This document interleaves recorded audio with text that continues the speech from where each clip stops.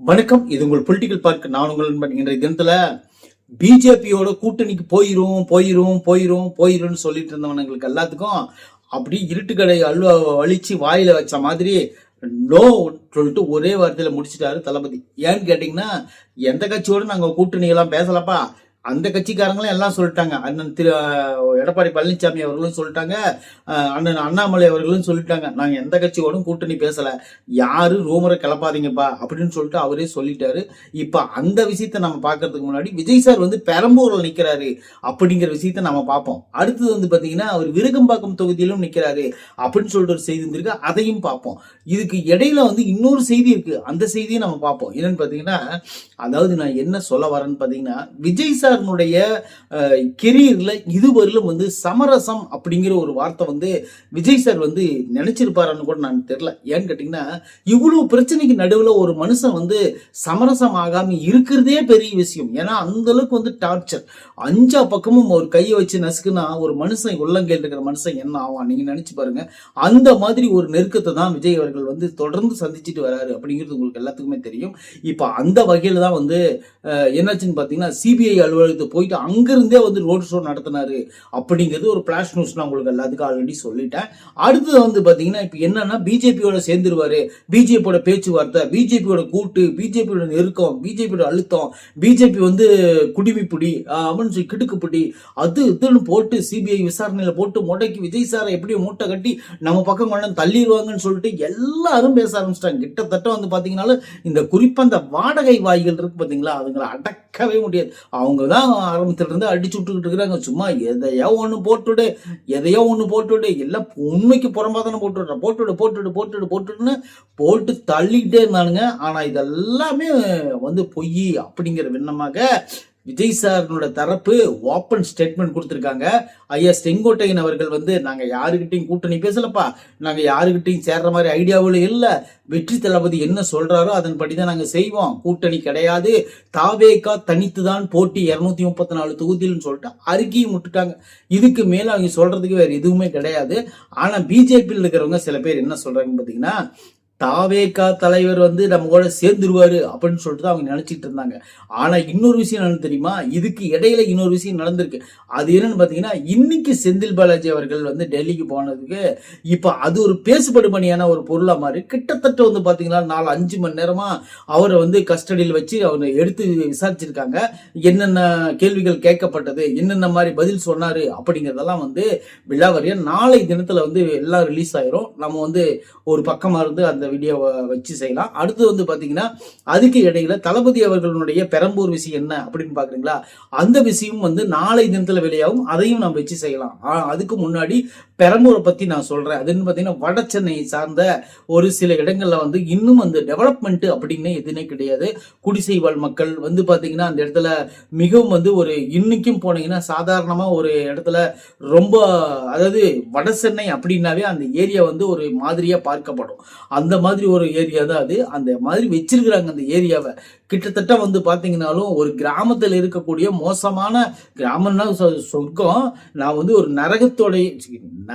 நகரத்துடைய ஒரு மூலையில் இருக்கும் பாருங்க, ஒரு கலீஜான ஒரு இடம், அந்த குப்பை தொட்டி எல்லாம் போட்டு வச்சிருப்பாங்கல்ல, இந்த மாதிரி இந்த சாக்கடை தெருக்கள்ல இந்த மாதிரி அப்படி ஒரு இடம் இருக்கு. சென்னைக்குள்ளேயே அப்படி ஒரு இடம் இருக்குன்னு சொன்னா அது வட சென்னை தான். அந்த மாதிரி ஒரு இடம் இருக்கு. அந்த தொகுதி தான் தலைவர் தேர்ந்தெடுத்திருக்காரு அப்படின்னா அந்த தொகுதி டெவலப் பண்ணும் அப்படிங்கிற ஒரு எண்ணம் தானே. இத்தனை வருஷம் ஆண்டவங்க அந்த தொகுதி எதுவும் பண்ணல, நாம போய் அந்த தொகுதிக்குள்ள இறங்கி ஏதாவது பண்ணணும் அப்படின்னு நினைக்கிறாரு பாத்தீங்களா, அதுவே ஒரு பிளஸ் தான். அதை நினைச்சே மக்கள் அவங்களை ரொம்ப இது பண்ணுவாங்க அப்படின்னு சொல்லிட்டு நம்ம பார்க்கப்படுது. சரி, ஓகே.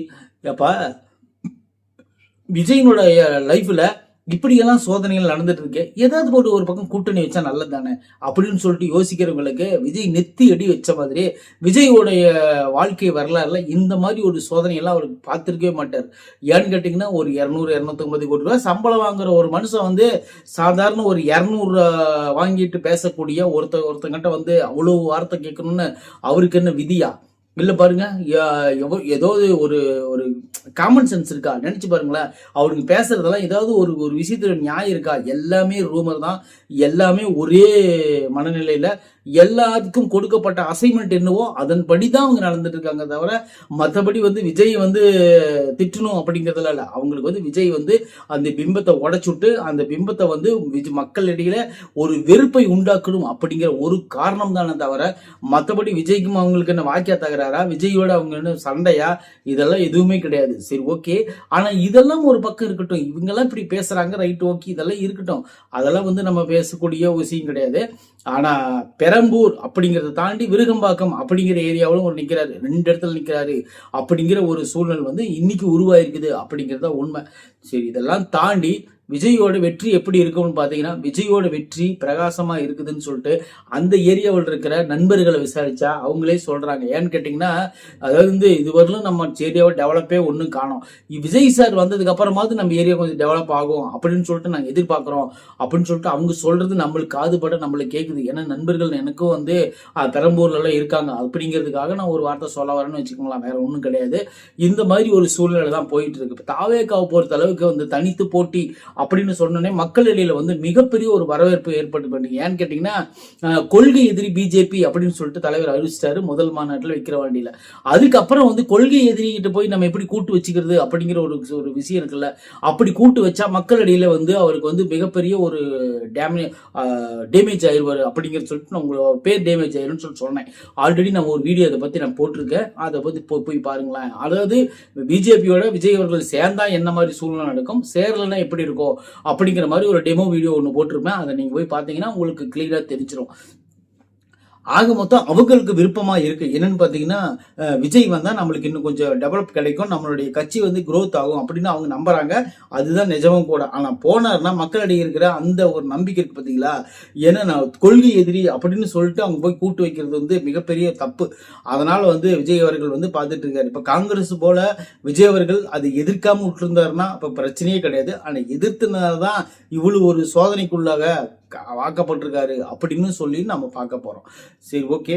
இந்த அரசியல் களத்தை பொறுத்த அளவுக்கு இந்த 2026 மிகவும் வந்து பெரிய பெரிய சோதனைகள் தாண்டி தான் விஜய் அவர்கள் வந்து இதுவரையிலும் வந்திருக்காங்க.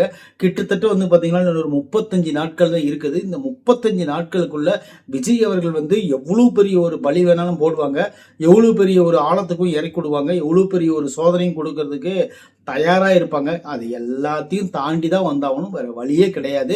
இதையெல்லாம் தாண்டி வந்தாதான் ஒரு வெற்றி அப்படிங்கிற ஒரு கனி பறிக்க முடியும்.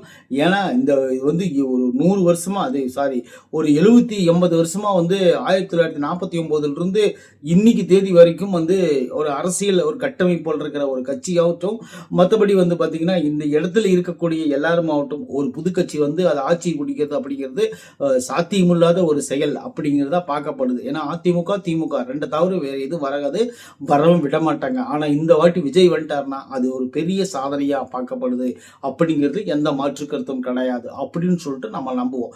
சரி, ஓகே. இதெல்லாம் தாண்டி விஜய் அவர்கள் ஜெயிச்சு வந்துட்டாருன்னா ஒரு பெரிய சாதனை. இந்த சாதனை வந்து சாதாரண சாதனை கிடையாது, உலக அளவைய சாதனை அப்படின்னு சொல்லலாம். அந்த அளவுக்கு வந்து பெரிய விஷயம் நடக்கும். இதுக்கு இடையில பல பிரச்சனைகள் விஜய் சந்திச்சுட்டாரு. இன்னும் பல பிரச்சனைகள் போட்டுடுவாங்க, ஒன்னொன்னா போட்டுடுவாங்க. போட போட போட போட அதெல்லாம் விஜய் சார் வந்து கடந்துதான் வந்தவன, வேற வழியே கிடையாது. எப்படியும் வந்து விசில் சத்தம் வந்து தமிழ்நாட்டுக்குள்ள ஒலிக்கும் அப்படிங்கிறதுல நம்மளும் நம்புவோம். நன்றி, வணக்கம்.